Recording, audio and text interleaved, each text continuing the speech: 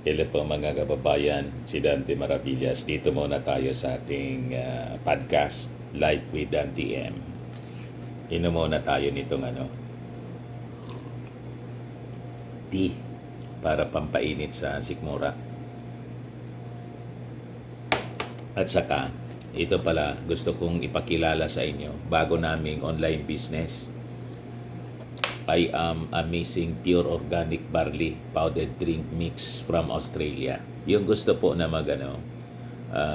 magnegosyo nito, direkta na lang po kayo na mag-message sa amin. Sa akin, pwede. Yan po. Kahit si Kuhan umiinom nito, mga kababayan. Si Aramina. Ayan.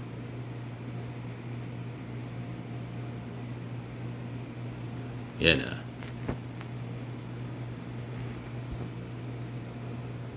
Aramina.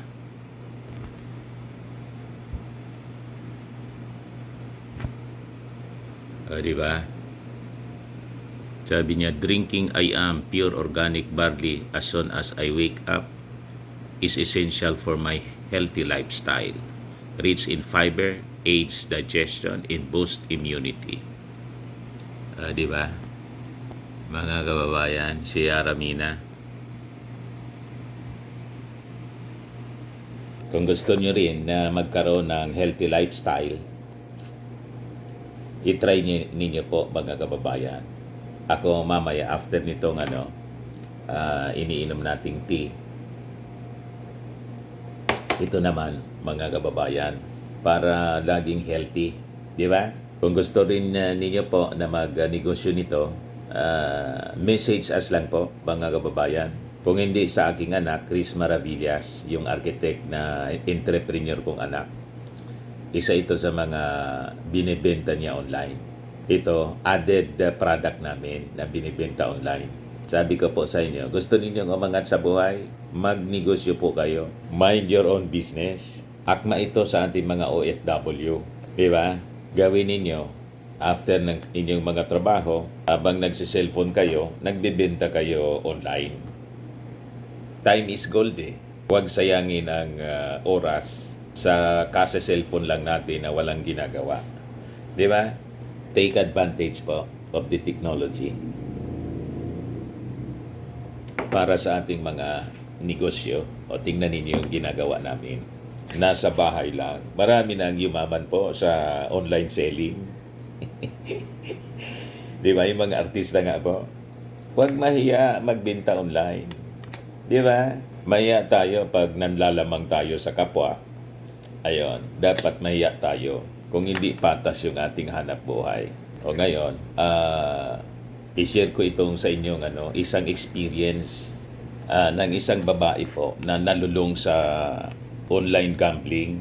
Kita ninyo, imbes na malulong po kayo sa pagsusugal, malulong po kayo sa pagbibinta nito. Pumili kayo ng kung anong gusto ninyong product na ibenta online. Diba? Kami, ito yung napili namin. Kaysa malulong kayo, nag-online kayo, pagkatapos, gambling pala yung kinalulungan, masama yung consequences sa kanyang buhay. Ito, Addiction Tales. Balita ngayon mga kababayan, July 10. Ngayon pa lang, e-gamblers confess, I sold my soul. Bininta niya sa demonyo yung kanyang kaluluwa dahil sa pagsusugal. O itong isa, taga rito sa amin ito.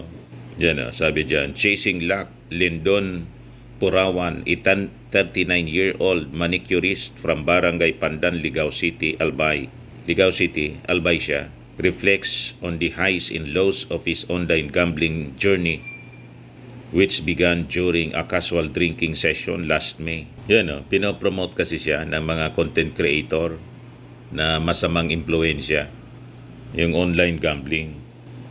Once a stress reliever and quick source of income, the habit has since led to mounting debts and emotional strain. Yan po. Nalibangan lang niya, nalulong mga kababayan, nalubog sa utang. You see, sabi ko sa inyo, imbis na mag-online gambling kayo para kumita, ito sigurado. You just learn paano siya ibenta. Tuturuan kayo namin. Yung anak ko magaling nito magbenta. Architect na siya. Pero pumasok siya, mga kababayan, sa negosyo ng pagbinta-binta. Maganda na yung kita niya. Ngayon, mga kababayan, ang dami pang mga opportunities to travel. Whereas ito, ano nangyari sa kanya? Nadubog sa utang po. Taga rito sa amin, manicurist siya.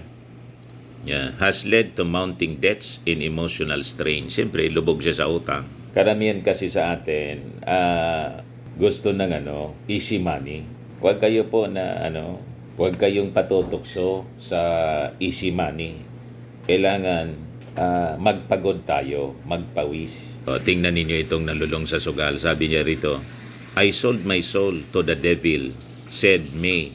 Hindi totoong pangalan niya. 25 years old pa lang po. Iba naman to, isa dito. Ito, ang pangalan nito, si Lyndon Purawan.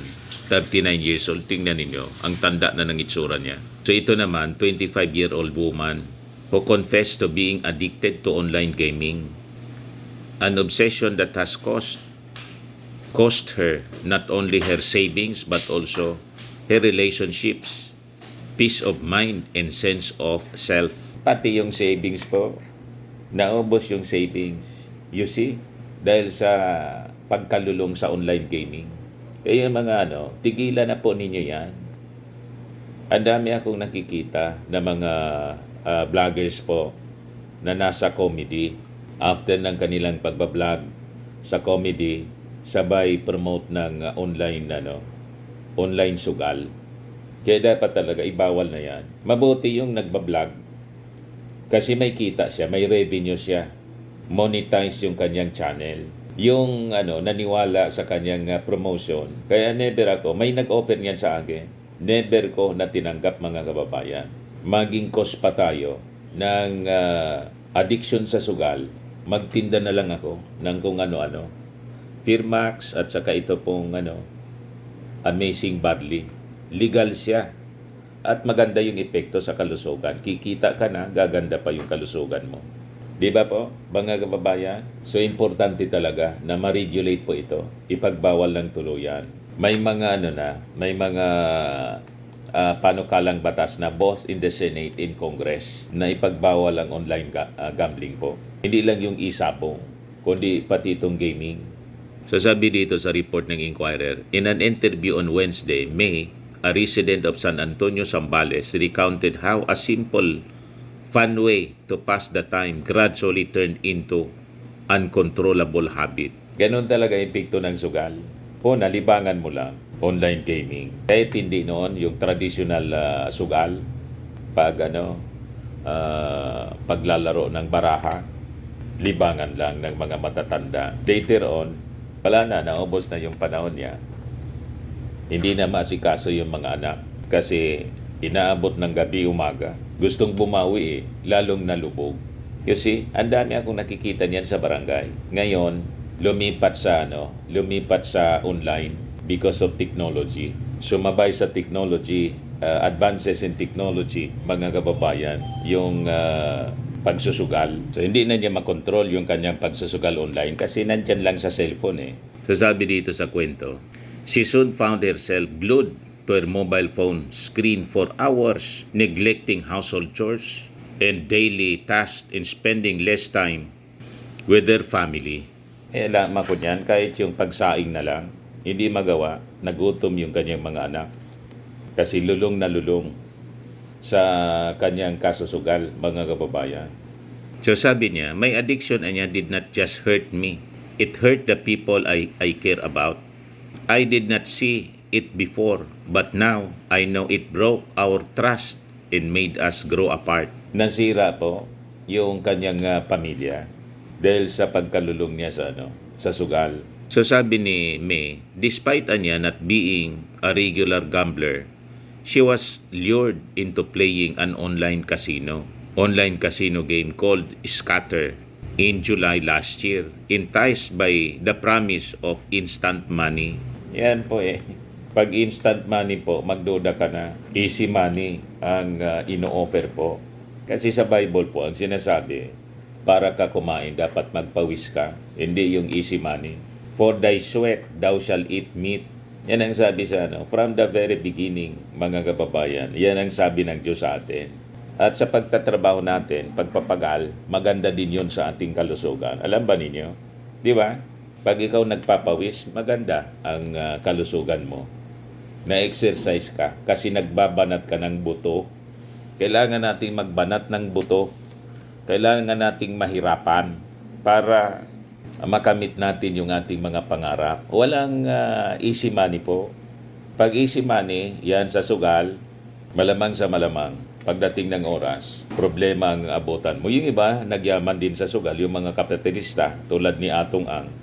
Pero tingnan ninyo yung inabot ni Atong Ang. You see? Kaya importante ipagbawal talaga ito. Pag-aralan mabuti ng ating mga legislators. So ito testimony.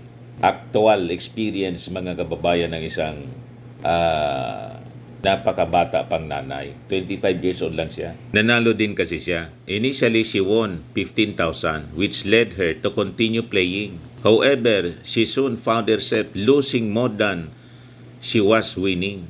Ganon talaga po ang sugal. Patatamain ka muna. Later on, mga kababayan, wala na, sunod-sunod ng pagkatalo mo.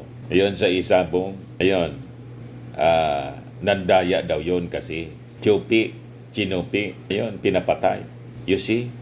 When she calculated her losses, she was shocked to discover that her debt had ballooned to almost 100,000 pesos, prompting her to stop playing in October the same year. 100,000, nanalo siya ng 15,000. Ang talo niya, 100,000.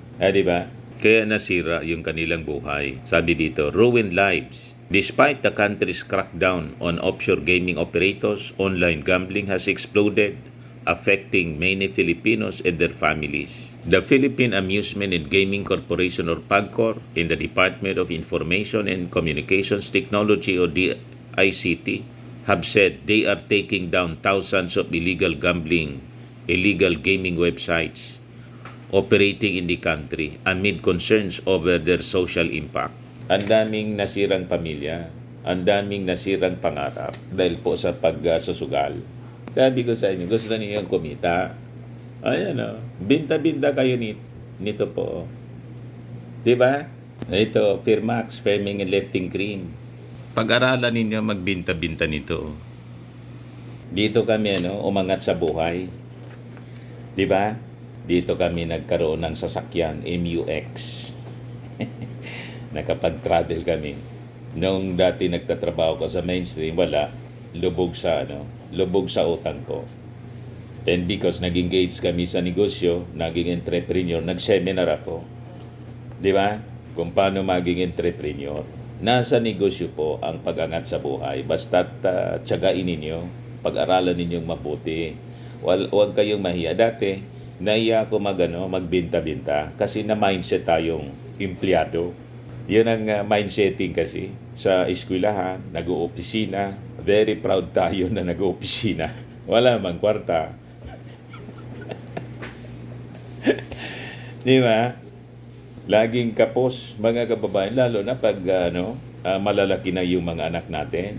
Siyempre, yung tuition fee, allowance, etc., pagkain, hindi namin napagandaan. Ang akala ko noon, ayos lang nang dumami na, tumaas yung pangangailangan namin. Kasi lumalaki na yung mga anak, doon ko na-realize. So, inaral natin, butit manaturuan tayo kung paano magbinta-binta. Ang pagiging empleyado, mga kababayan, ang binibinta mo lang dyan, yung serbisyo mo, di ba? So, that is, pagbibinta pa rin. Kaya lang ang binibinta mo as an employee, yung sarili mo lang, sariling lakas mo, yung skills mo, yung serbisyo mo. Dapat, other than yung serbisyo mo, yung lakas mo, etc., i-multiply mo yung sarili mo. Ganon. Tuturuan ka namin pag interesado kayo, yung mga addicted na sa sugal, para makabangon kayo sa pagkalubog ninyo sa utang. Ganon din kami noon, lubog kami sa utang. Left and right yung utang namin. Nang magbinta-binta kami, ito yung una nating binibinta. So, 2016 pa kami nagsimula na magbinta nito. So, almost 10 years na, no? 9 years. 9 years na po nagbibinta-binta. Hanggang ngayon, yun pa rin ang ginagawa namin. O, di ba? Lahat ng mga pagkakautang, lahat ng mga problema namin sa finances, solve lahat, mga kababayan. Kailangan aralin natin. Huwag sugal, mga kababayan. So sabi dito, while a game like Scatter cannot be banned as it is offered by licensed gaming websites, families can get their kin banned from playing such games by lodging a report with PAGCOR. Mabuti na sabi dito sa kwento, naka-recover itong si May. Sabi dito, May, now debt-free, is grateful that she came to her senses on her own without the intervention of her family who could have gone to PAGCOR to have her banned. Butit nagising siya. Di ba? Nagising sa kanyang pagkakalulong. Buti naman yung nangyari sa kanya. So warning niya, ang online gambling niya, sisirain yan ang buhay niyo. Kaya niya, tigilan na ninyo yung pagkalulong dyan before it's too late. Ngayon, sa Tagbilaran City naman, si Herbert, hindi din na tunay na pangalan, went through the same experience. Introduced to mobile e-games by his friends, he found himself hooked not just by the thrill of winning, but also by the ease of access provided by digital wallets like GCash. The games made me feel occupied, sabi ni Herbert, 34 years old, a resident of Pamaong Street in Barangay Kugon, Tagbilaran City. Yung app niya offered various live games such as Pula Puti, Color Game, and Baccarat, which became part of his daily routine, with bets ranging from as low as 5 pesos to as high as 500 pesos. The temptation niya was just a tap away. Kaya makita ninyo ngayon ang mga tao, aros hindi mo na makausap pag hawak yung cellphone. Kala ninyo kung anong ginagawa. Ayon pala, nagsusugal. Nasa isang tabi. Hindi mo na makausap. Nalulung na pala sa online gaming, mga kababayan. At madali mag-init yung ulo. Lalo pag talo. Ganon ang ugali pag natatalo po. Kahit wala pa yung online. Di ba? Pag natalo sa sabong, sa tupada, pag-uwi niyan, mainit ang ulo. Tapos magiinom. Talagang lulubog po. Ang panalo yung may-ari.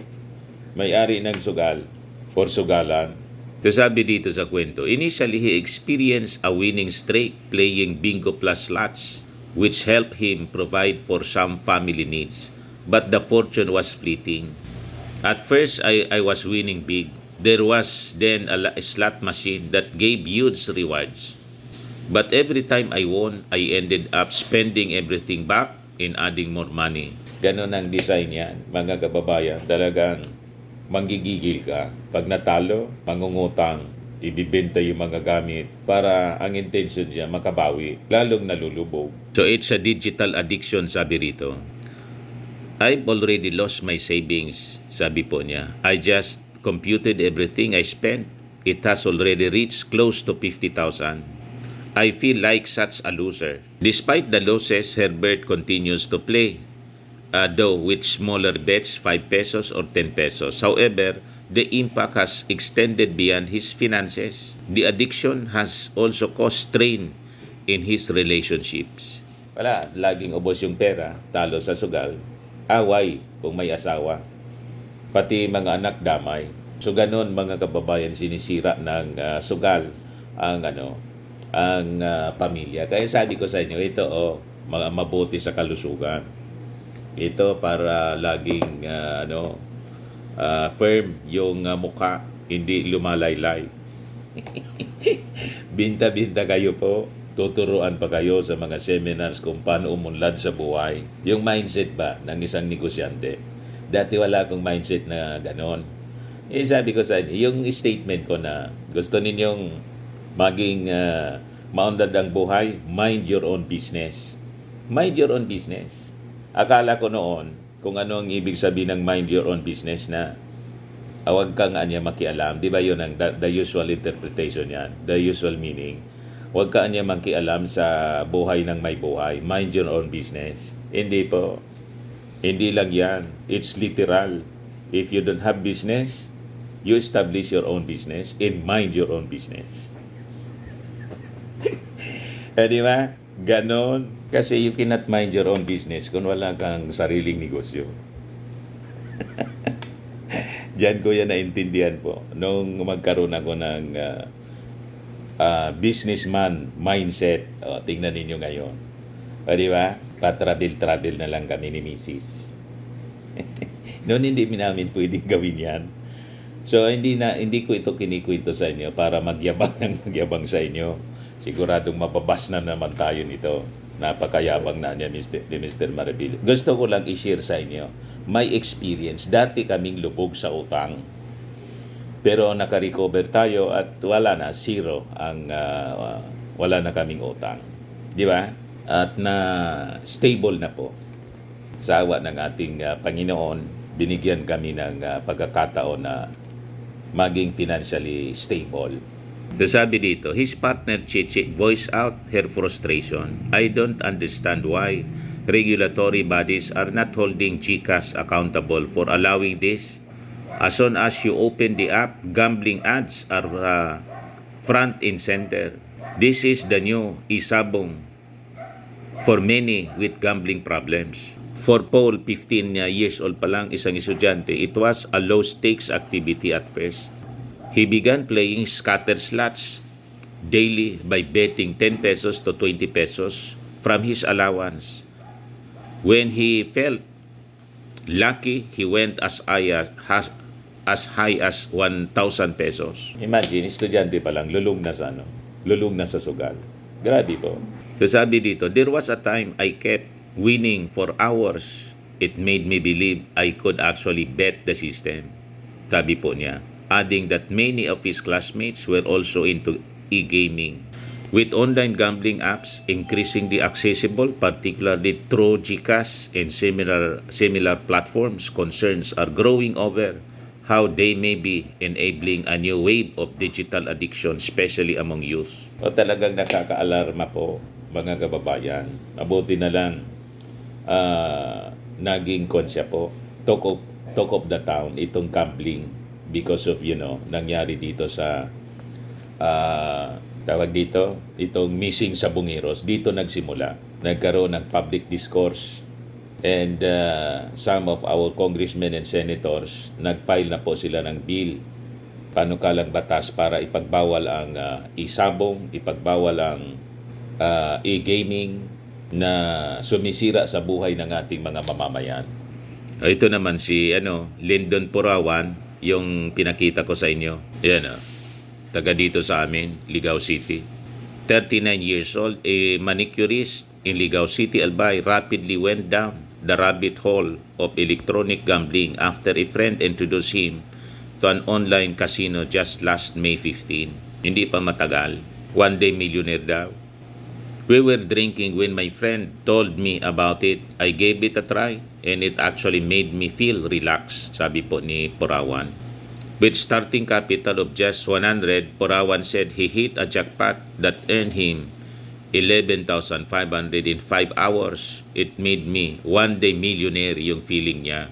Just imagine winning that much in such a short time. Yung kasabihan one day millionaire. Naging one day millionaire niya kasi tumama. So following his big win, Purawan said, he immediately withdrew the money through GCash and used it to lend money to friends, pay his monthly motorcycle dues, and treat them to snacks. Galante po, tumama sa sugal. Easy money. One day millionaire nga ang feeling niya. In total, already won around 45,000 from just 100 pesos in capital, but I've also lost about 15,000. However, what began as a way to unwind has since become a source of financial anxiety. Sabi po ni Purawan, he would often feel uneasy when he could not play, especially when he had no money to bet. Masamang masama yung loob niya pag hindi siya nagkakasugal. Na-addict na nga po eh. I end up borrowing money just to play. Sadly, I lost many times. And it's difficult to pay off my debts. Nalubog po. Still, he's ambivalent about the activity. Asked how he would feel if electronic gambling were banned, Purawan said it would be a huge loss. Kahit nalubog na siya, kontra pa rin siya na ibawal na yung online gambling. Addicted na nga po eh. I'd feel sad because it really helps me meet my basic daily needs. O inasa na niya, especially buying food for my family. More than anything, it's a stress reliever.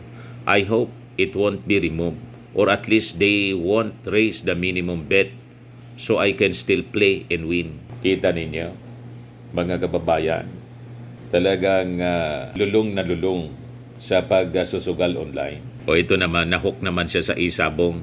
Sa Tagbilaran City, Sangkalan District, it was online na sabong, cockfighting that got Janiel hooked. I always find a way to get money just to satisfy my craving for talpak. Janiel, 34 years old, said his gambling problem worsened at the height of COVID-19 since there was nothing much to do during the lockdowns. At the time, he was working as company driver for a local business establishment, but his growing dependence on online gambling led to absenteeism and poor work performance, eventually resulting in the loss of his job. Kita ninyo yung naging epekto, nawala yung trabaho niya. Natanggal siya sa trabaho kasi laging puyat. Lagi siyang laging nakatotok lang sa pagsusugal. Hindi na makapagtrabaho. Siyempre, tatanggalin siya ng amo niya. So sabi dito sa kwento, what started as small bets ranging from 50 to 100 pesos quickly escalated to wagers as high as 5,000. With only a daily income of around 400 pesos back then, Janiel soon found himself drowning in debt. Diba? Nalubog sa utang po. I would even ask strangers for money just so I could place a bet. I'd call friends in the middle of the night, making up excuses so they lend me a few 100 pesos. Nangihingi na lang, naging magkilimos na siya. Kahit sa hindi kilala, humihingi siya para makapagsugal. Kung ano-ano mga rason para lang makapangutang. I grew up with the cockfighting. My father was into it, so was my brother, and practically all the adult men in our neighborhood. Sabi po niya, it was normal to see men crowding gamecocks, talking about bets. Janiel said his addiction has taken a toll on their relationships. I hurt her, my family, and even lost good friends along the way. Siyempre, lalo yung mga inutangan niya, hindi na mabayaran. Di ba? Tapos uutang na naman. Iiwasan ka siyempre. Lulong na lulong sa sugal. Isusugal man lang pala. Her former employer repeatedly warned him about his gambling habits before eventually letting him go. Now unemployed, Janiel still finds himself drawn to the thrill of online betting. I really don't know how to stop. Only God knows, sabi po niya. Kasi kailangan i-rehab mga kababayan itong mga taong ito. Just like yung addicted sa shabu, kailangan i-rehab sila para mawala yung kanilang cravings sa pagsusugal. May napanood ako niyan, yung dating artistang sikat nakalimutan ko lang, babae, talagang dinesisyonan ng kanilang mga anak na sa casino na yun nalulong, na iparehab. Na-interview ni na-interview ni Julius Babaw yata. Iwan ko, nakalimutan ko yung pangalan. Sikat din siyang artista, babae po. Yung yung kwento parang pangakala na kidnap. Ito pala ipinakuha mismo mga kababayan ng kanyang mga anak para iparehab. O ito, na-search ko na. Si Asinet Briones. Pero nag-deny siya. Hindi naman ako anya addict sa casino. Yan. Na-interview ni Julius Babaw. Yan. Naging laman ng balita noon ang tungkol sa pagkawala umano ng dating aktres na si Asinet Briones. Magit 2 linggo, di umani siyang hindi makontak ng kanyang mga kaibigan. Pagkalipas ng ilang buwan na pakitang muli si Asinet sa publiko at ibinahagi ang nangyari sa kanya noong siya'y nawala. Sa kanyang panayam kasama si Julius Babaw, nilinaw ng dating aktres na siya raw ay pumasok sa rehab dahil sa kanyang mga anak. Napunta ako doon kasi nakita ko yung reason ng mga anak ko is because they thought all the while I'm already addicted to gambling. Yun yung reason nung nakita ko nga, sabi niya. Pero klaro ni Asinet na hindi naman talaga siya naging addict sa pagsusugal. Pumupunta lang siya doon para sa kanyang naging negosyo at kaibigan. Inamin naman ng kanyang mga anak sa kanilang panayam na nagkaroon sila ng problema sa pamilya noon. Kaugnay nito, akala rin nila na ginagawa ng pampalipas oras ni Asinet ang pagsusugal para malimutan ang kanyang mga problema. Yan o. Nalulong, mga kababayan, una, pampalipas oras lang niya. You see? Ganon mga kababayan. Kaya sabi ko sa inyo, imbes kayo magsugal, gusto ninyong kumita, magtinda-tinda kayo dito. At saka ito, online selling, hindi online gaming. Online selling po ang dapat pasokin ninyo. Di ba? Gaganda ang buhay ninyo. Hindi kayo malulubog sa utang. Kundi kung kayo lubog sa utang, mababayaran ninyo lahat yung inyong utang. Tulad namin, dati lubog sa utang, pero hindi naman ako nagsusugal. Kasi lang kulang yung kita natin noon. Ngayon naging stable na. Ano ang dahilan? Online selling. Hindi po online gaming online selling. Kopya-kopya lang po ang buhay. Huwag mahiya magbinta-binta. Ang daming nagbaba sa akin. Hindi ko pinapansin kasi hindi man ako humingi sa kanila ng pambili ng bigas. Pag nagka-problema ka sa pera, wala man maitutulong itong mga bosses na to. Kasi nga, bosses, galit sa'yo lagi, kahit hindi mo man inaano. Nainggit siguro. Huwag lang pansinin ang mga sinasabi ng ibang tao. Just go on with your business, online business. Okay po? So, that's it for now. Kung hindi pa po kayo nakasubscribe dito sa ating YouTube channel, click subscribe po, like with Dan TN. Lagi nating tatandaan, you become what you believe.